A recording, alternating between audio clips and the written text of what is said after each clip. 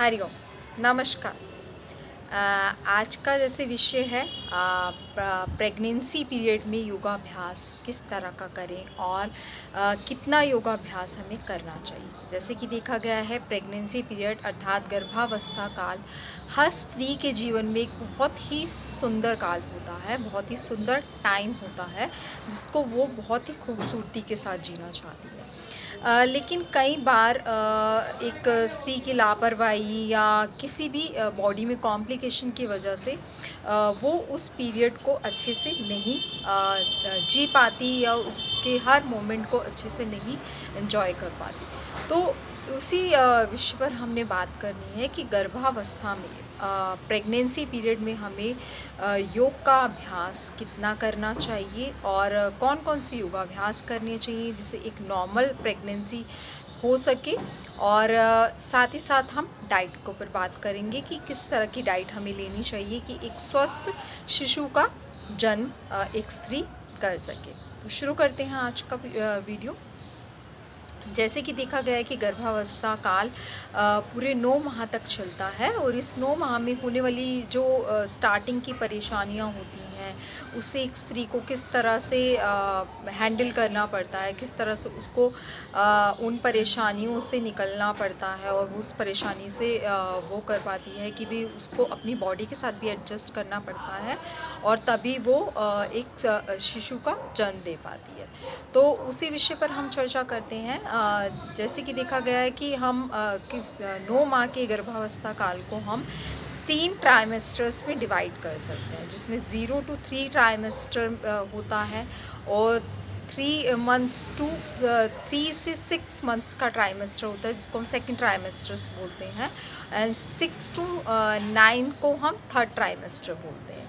तो हम इन तीनों ट्राइमेस्टर्स, इन तीनों तिमाहियों के अकॉर्डिंग हमें एक स्त्री को किस किस परेशानियों से जूझना पड़ता है और उसे क्या क्या करना चाहिए कि वो इन परेशानियों से ना जूझे और अपनी गर्भावस्था काल को अच्छे से एंजॉय कर पाए और अपने आने वाले शिशु का अच्छे से स्वागत कर पाए। तो उसी पर हम चर्चा करेंगे आज। जैसा कि देखा गया है कि हमें बोला जाता है कि यदि हम योग का अभ्यास करते हैं तो हम एक सुंदर और स्वस्थ शिशु को जन्म दे सकते हैं और एक नॉर्मल प्रेगनेंसी एक्सपेक्ट कर सकते हैं। पर क्या हमें इसका ज्ञान है कि हमें योग का अभ्यास कब करना चाहिए, गर्भावस्था की कौन सी तिमाही में हमें योग का अभ्यास करना चाहिए, कौन से ट्राइमेस्टर में हमें योग का अभ्यास करना चाहिए जो हमारे लिए बेनिफिशियल हो और जो एक स्वस्थ शिशु का जन्म दे सके और एक नॉर्मल प्रेगनेंसी दे सके। जैसे कि हमने देखा गया कि 0 to 3 मंथ्स का जो टाइम होता है जिसमें एक स्त्री के गर्भ में एक शिशु का जन्म होना, उसकी जो एक भ्रूण है उसका विकास होना स्टार्ट होता है, तो उससे उसके शरीर में बहुत से चेंजेस आते हैं, उसके शरीर में बहुत से बदलाव आते हैं।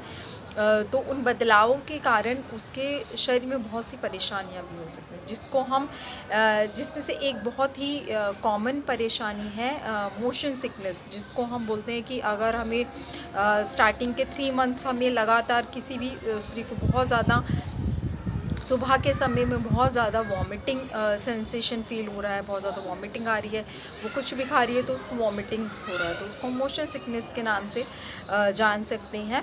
तो इस परेशानी क्योंकि आमतौर पर ये परेशानी होती है कि जब भी एक भ्रूण होता है वो अपना विकास एक शरीर में करता है, तो उसका जब भी विकास हो रहा होता है तो शरीर में उसको एक पूरी तरह से उसको एक डेवलप्ड होने में तो बॉडी को थोड़ा सा टाइम लगता है, जिससे इस तरह की परेशानियां होती है क्योंकि एक गर्भ में एक शिशु का विकास हो रहा है और एक विकास के लिए ही इस तरह की परेशानियों का, क्योंकि जो डाइजेशन सिस्टम है हमारा वो कहीं ना कहीं हमारा डिस्टर्ब होता है, क्योंकि पूरी तरह से हम एक खाना नहीं खा पा रही है एक स्त्री और पूरी तरह से हर चीज़ को नहीं वो कर पा रही है, और क्योंकि एक भ्रूण का विकास धीरे धीरे शरीर में हो रहा है, उसके जो यूट्रस पार्ट है उसमें एक भ्रूण का विकास हो रहा है जिससे उस बॉडी को एडजस्ट होने में टाइम लगता है।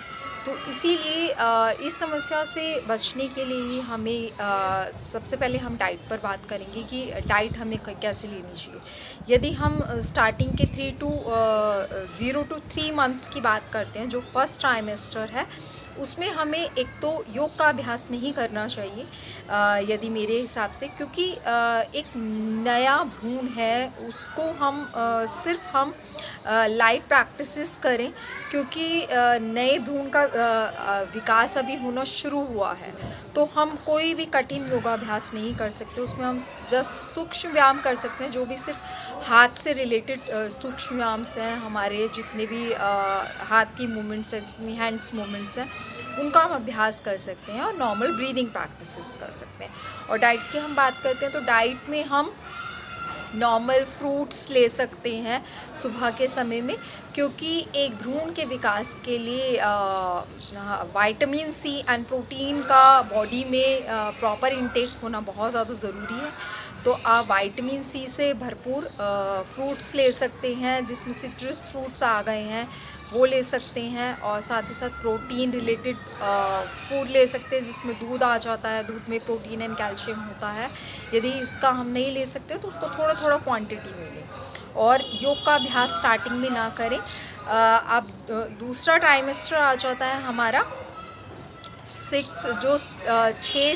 3 से 6 महीने के भीतर होता है, जिसको हम सेकंड ट्राइमेस्टर बोलते हैं। तो उसमें हम धीरे धीरे कुछ योगाभ्यास स्टार्ट कर सकते हैं, जिसमें हम तितली आसन का अभ्यास कर सकते हैं, जिसको हम बटरफ्लाई पोस्चर भी कह सकते हैं। क्योंकि माना जाता है जब भी हम बटरफ्लाई पोस्चर करते हैं तो जो हमारा पेल्विस एरिया है, हमारा जो वजाइनल एरिया, वो धीरे धीरे एक लूज सिचुएशन में आता है, जिससे जो नॉर्मल प्रेगनेंसी होती है वो इजी हो जाती है। क्योंकि जो हमारे निचले पार्ट में एक मूवमेंट होती है, तो इजीली एक स्त्री एक नॉर्मल प्रेगनेंसी एक्सपेक्ट कर सकती है। तो हमें तितली आसन का अभ्यास करना चाहिए। साथ ही साथ कुछ योगाभ्यास है, यदि एक स्त्री बहुत लंबे टाइम से प्रैक्टिशनर है तो वो किसी अच्छे योग्य शिक्षक के अंतर्गत भी सानिध्य में जाकर अपना योगाभ्यास कर सकती है। बट तितली आसन का अभ्यास रेगुलर बेस पे किया जा सकता है। और अनुलोम विलोम प्राणायाम, जैसे कि धीरे धीरे जैसे ही प्रेगनेंसी पीरियड बढ़ता है तो बीपी की परेशानी बढ़ जाती है, जिसमें हाई बीपी को हम देख सकते हैं। तो उस हाई बीपी को कम करने के लिए हम अनुलोम विलोम प्राणायाम का अभ्यास कर सकते हैं, जिससे हम हार्मोनल हमारी प्रॉब्लम्स ना हो और धीरे धीरे हमारा शरीर उस चीज़ में ढल सके और हमें उन सब परेशानियाँ हमें परेशान ना कर सकें। अब तीसरे नंबर पर आते हैं हम, जो हमारा थर्ड ट्राइमेस्टर है, जो 6 to 9 मंथ्स में होता है।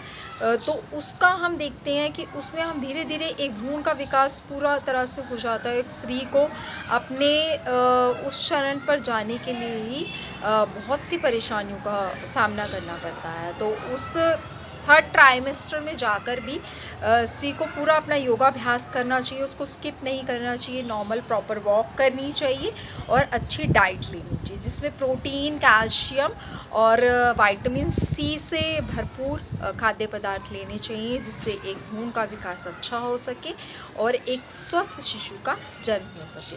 तो ये सारे योगाभ्यास हमें इन तीनों ट्राइमेस्टर्स में करने चाहिए, जिसमें तितली आसन सबसे मेन है। उसके अलावा आप यदि अच्छे योग्य प्रैक्टिशनर हैं, आपने बहुत स्टार्टिंग से योग का अभ्यास करा है, तो आप कुछ अभ्यास और भी कर सकते हैं, जिसमें हम नॉर्मल उष्ट्रासन भी कर सकते हैं। नॉर्मल हम उष्ट्रासन कर सकते हैं, नॉर्मल हम वृक्षासन का अभ्यास कर सकते हैं, ताड़ासन का अभ्यास कर सकते हैं, बट किसी अच्छे योग्य शिक्षक के सानिध्य में। तो इसी सब चीज़ों के साथ मैं आपको वो बताना चाहूँगी कि आप योगाभ्यास करें, जिससे आपका जो प्रेगनेंसी पीरियड है वो अच्छा हो सके, गर्भावस्था काल अच्छा हो सके और आप एक स्वस्थ शिशु को जन्म दे सकें। हरिओम, नमस्कार।